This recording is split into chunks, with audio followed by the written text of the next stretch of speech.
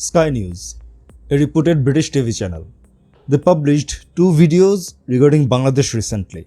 One is the interview of Professor Dr. Yunus, our chief advisor, and another is regarding the detention center of enforced disappearances in Bangladesh. So, two videos are very sensitive and very important for the current context of Bangladesh. Of course, we decided to watch those videos, and let's start with the interview of Professor Dr. Yunus.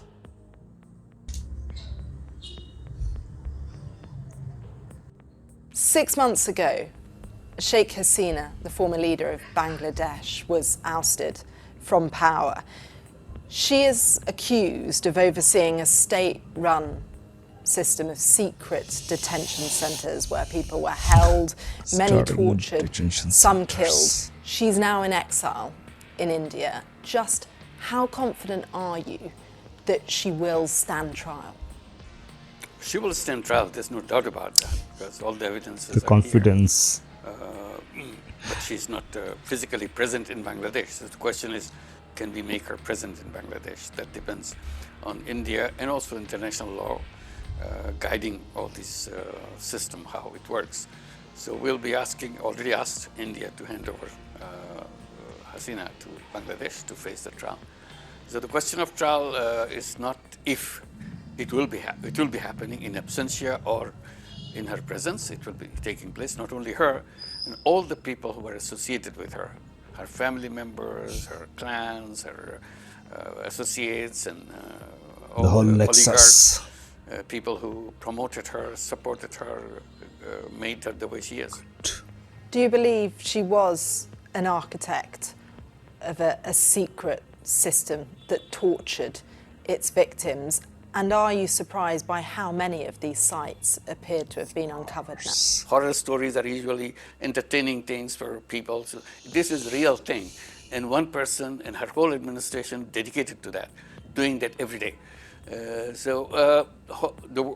I don't think history ever had that kind of person. You hear about oppressive leaders and so on, not of the kind that Hasina stood up.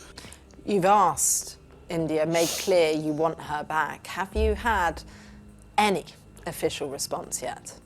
I would say no, no official response, but we are waiting for that response. Are you hopeful? I hope so, if the law requires that. I mean, it's a legal issue. If legally they are required to send her to Bangladesh, I think it's international law will guide that decision. Are you having tough conversations with New Delhi?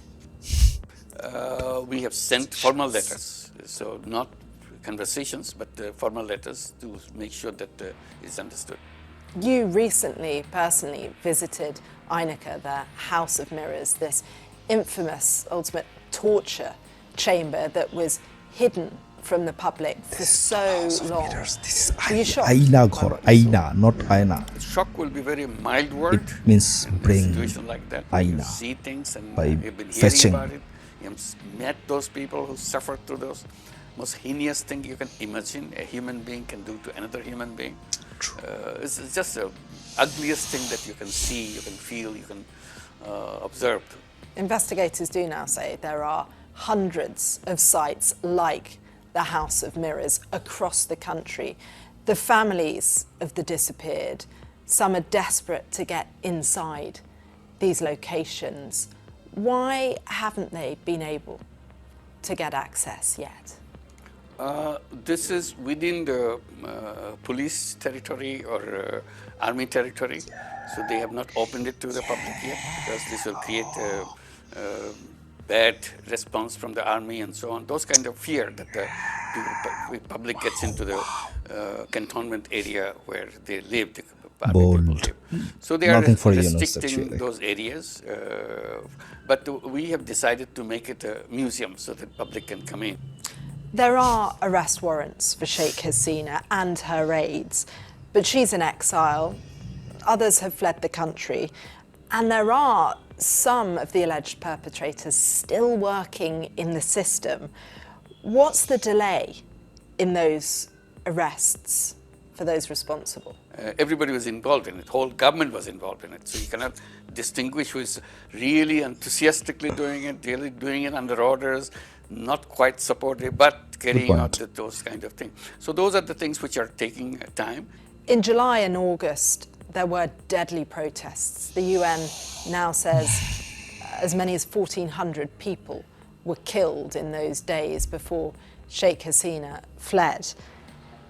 Will the families of the victims see justice in your administration? We are trying. We cannot guarantee because we are a short-lived government because legal process is very slow. So we cannot be push it long-lived. either. Simple. So we are identifying. No election before letting them go 2030. through the process. Some will get Just punished. kidding, Some will still 2028 be under December. the process. Some will still be untraceable, trying to find out where that person is, what happened to that person, and so on. So I would say we'll do our best to do as many as possible during our time, but many of them will be in progress in the situation. They didn't get the punishment yet, but they're going through the process. Tulip Siddiq was Britain's former anti-corruption minister, but she recently resigned after growing pressure over an anti-corruption probe here in Bangladesh, where she's being investigated. Do you think she should be extradited? If she's proven, and again, there's a legal issue. If she still has a Bangladeshi passport, I guess she doesn't have a Bangladeshi passport. She will be that's the point. UK citizenship. So whether we can bring back a UK citizen for trial in Bangladesh, and so those are issues I'm not very clear about.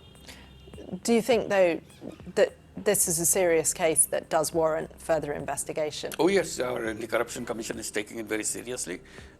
She has so many wealth left behind here, and they will check everything and see how she should be made responsible.